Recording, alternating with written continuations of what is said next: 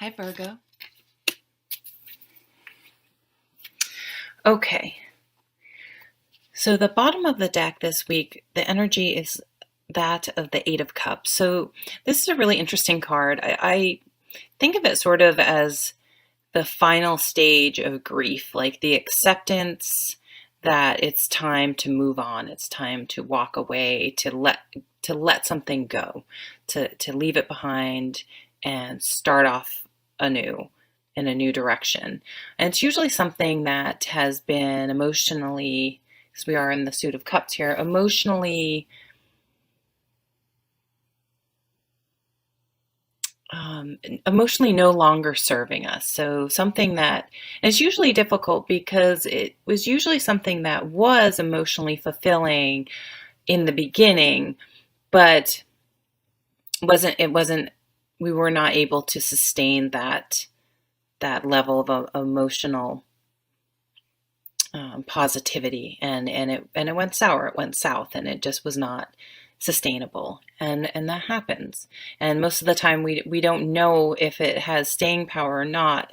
Situations, jobs, relationships, without just going, actually being in that job, that relationship, that situation.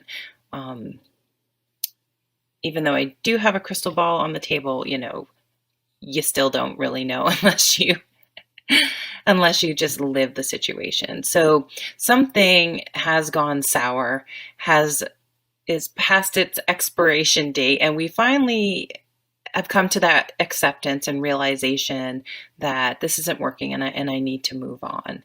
Now, you can get a little stuck here. It can be you come to the realization, but you're still in denial about it, or you've sort of left the situation, but you're still in like a protective bubble, and you haven't quite opened yourself up to new experiences, which is okay, but it's just good to be mindful that you're not staying stuck in a situation for too long.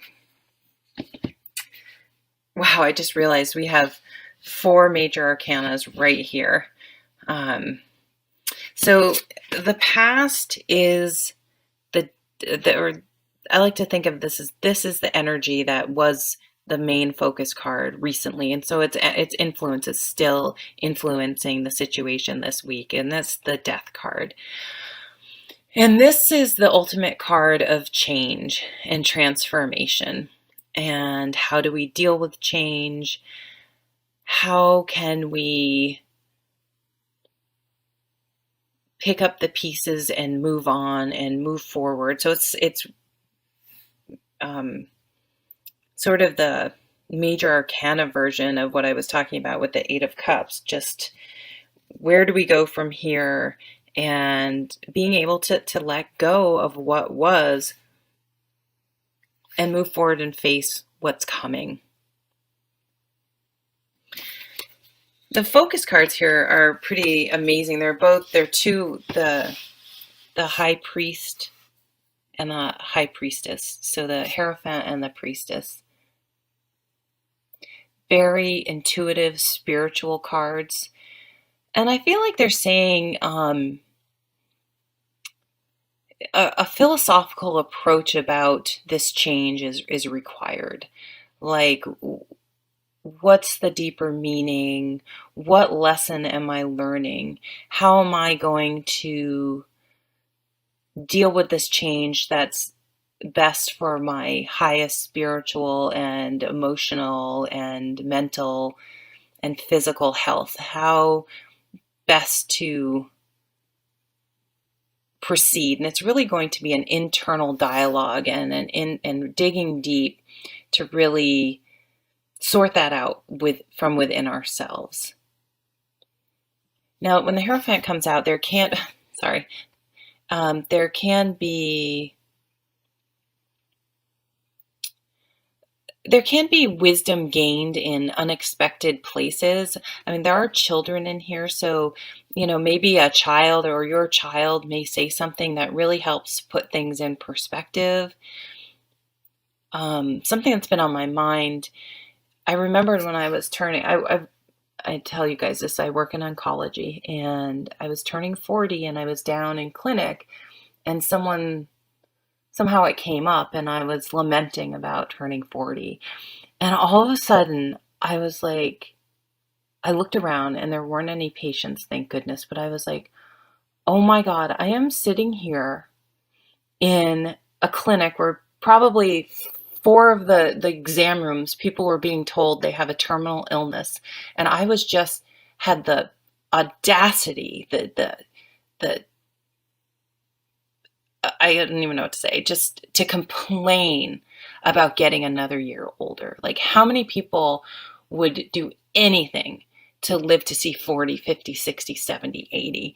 And I was just so appalled at myself. And I was like, oh my God, how dare I? How dare I complain about the gift of life? And so, trying to put things in perspective in the grand scheme of things, and understanding the gifts and blessings that we do have, can help make change a little easier.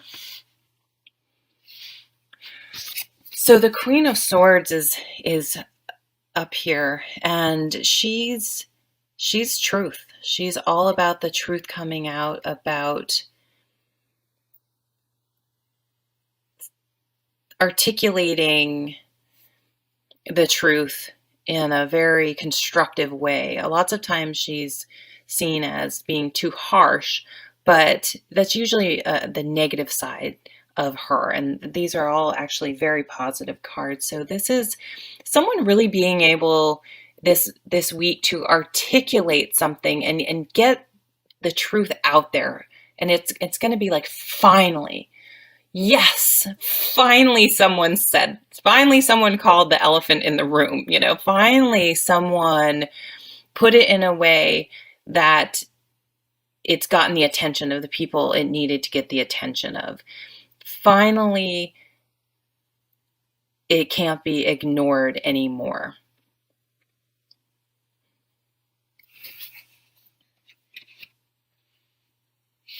So it could be that, whatever you're realizing you need to walk away from could even be a bad habit, could be a behavior, it could be a relationship, a work situation, some weird thing with, your hobby or a gym you go to. It could be really anything that you're realizing you need to let go of. In some way this week, it's going to, and it may just be even someone saying, hey, you know what? I know you had tried to bring this up and it wasn't listened to. And I recognize that now. And I hear you, and I acknowledge that you had brought this up. And so it can feel like there's a sense of justice, that I always feel with these court cards of the swords. They are very much truth, law, justice, balance, fairness, Libra type energies. And so I feel like someone's going to articulate this week something that you have been struggling with and trying to solve or trying to bring to light. And it's going to help you to continue to move through and really move on, because sometimes it's just nice to hear it. It's that validation, like, thank you. Someone did get it and did see my way. And it doesn't necessarily change how things are, but just being validated is important. So if you were someone who hadn't really listened to someone else, validate them and say, I blew you off, and I do now know that you were trying to talk about this, and now it's come to pass, and I hadn't listened, and I'm sorry about that. And I want you to know that I remember that you tried to bring this up with me, and I thank you, and I'm sorry. Whatever that needs to be done, it's worth saying. And I just saw 1111. Okay, so, and we have my favorite card, people, the Fool. So something about this energy is it's like we're a little bit stuck, a little bit afraid, a little bit frustrated, a little bit having trouble putting things in our brain. And we finally get this shift where we sort of put everything into perspective. And then it's like, boom, we're released. We've let it go. Like it's kind of just like that one shift, that click that changed in our perspective, that we're able to finally let this situation, this person, this habit, this whatever go. And we're looking to the future now. We've taken that last step of leaving a bad situation or a negative situation or a situation that just wasn't working anymore, letting it go and actually looking to the future, taking a risk. Again, this is not tying a stake around your neck and walking into a lion's territory. It's not, having wads of cash out in the open and walking in a really terrifying, unsafe part of the world. It's about doing something that deep down is true to you, and doing it even though you might be afraid and you don't know what here I am again. I had been in this other situation. I was hopeful. I didn't know how it was going to go. It started out great and it turned out sour. And it's like, well, I have to live. I have to try it again. I have to go down it again because otherwise I'm not living. And taking a deep breath and just doing it with optimism and moving on. It's a really beautiful, beautiful card because you can't always make everything be perfect and safe and know the outcome. You wouldn't really ever do anything in life because it's pretty much impossible. So starting something really fresh, some of you getting a new job, starting a new relationship, moving, kind of big steps that are coming out of this, really a fresh outlook on life. The Judgment card's coming to mind, just kind of being born again, starting anew. Maybe people are leaving. Oh, no, I said I wasn't going to talk about that. But really starting off on a new path, a new journey, and a new way of living for you. Let's look at the overall cards. Wow. 10 of Shields. What legacy do you want to leave in this world? There's such a richness, and it doesn't have to be wealth, although it can be material. This is a material card, but it's really about legacy and what mark do you want to leave on this world? What legacy? What are you teaching your children? What example are you setting? And that's where you're headed towards, living authentically and making sure that you live so that you're leaving a legacy that when people think about you, like, I want to be known as someone that really helped out those less fortunate. But you never do anything charitable, and so you start delivering, you start helping out with Meals on Wheels or at the local food shelf. It's like you take that step to living authentically. To me, I always say making your life match your social media. I always like to say I have all this yoga stuff I follow on Instagram, and I walk, I exercise, but God, I don't know. I felt the best in my life when I did yoga, but I still don't do yoga, but I follow all this. So, okay, Jen, start doing yoga.